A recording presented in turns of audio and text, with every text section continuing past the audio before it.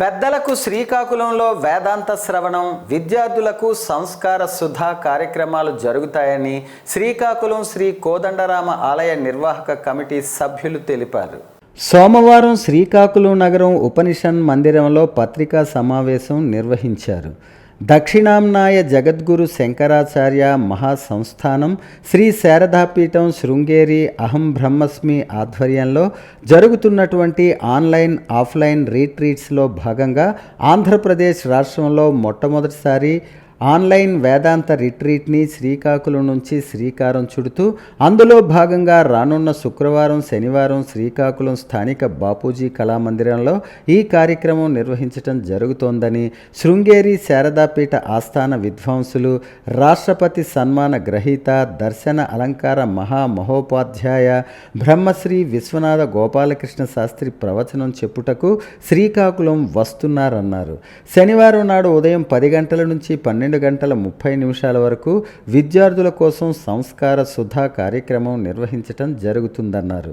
ఆ కార్యక్రమంలో సనాతన ధర్మంలో ఉండేటటువంటి పిల్లల కర్తవ్యాలు, క్రమశిక్షణ, క్యారెక్టర్ బిల్డింగ్, సంస్కారాల ఉపన్యాసం ఉంటుందన్నారు. ఈ కార్యక్రమాన్ని పూర్తిగా అహం బ్రహ్మస్మి సంస్థ శ్రీ శృంగేరి శారదా పీఠానికి అనుబంధ సంస్థ నిర్వహిస్తోందని, కార్యక్రమం పోస్టర్ను ఆవిష్కరించి జగద్గురువులు శ్రీ శ్రీ విధుశేఖర భారతి సన్నిధానం వారి ఆశీర్వచనాన్ని పొందటం జరిగిందని, శ్రీకాకుళం నుంచి శ్రీ రాజరాజేశ్వరి లలిత మహా త్రిపుర సుందరీ దేవి పీఠం, జ్యోతిషాలయం పెంట రామచంద్ర శేఖర శర్మ కుమారులు, పెంట వాసిష్ఠ కార్తికేయ శర్మ, తెలుగు రాష్ట్రాల అహం బ్రహ్మస్మి వాలంటీర్లు పాల్గొన్నారన్నారు. అహం బ్రహ్మాస్మి ఫౌండేషన్ తరఫున వేదాంత శ్రవణం అనేటువంటి కార్యక్రమాన్ని వారు ప్రారంభించారు. అదృష్టం ఏంటంటే ఇది మన శ్రీకాకుళం నుంచే ప్రప్రథమంగా ప్రారంభం.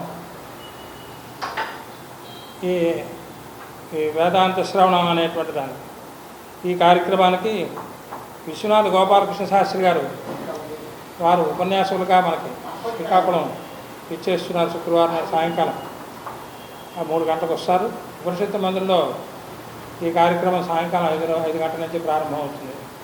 దీనికి ఒక పాస్ కూడా నిర్ణయం చేశారు. ఎందుకంటే ఉచితమే, దీనికి డబ్బులు అక్కర్లేదు. కానీ వాళ్ళు ఎంతమంది వస్తున్నారు అన్నది అక్కడ శృంగేరి పీఠంలో వాళ్ళు అక్కడ యాడ్ కావాలి. అంటే దీన్ని వాళ్ళు గ్యాదర్ చేస్తారు.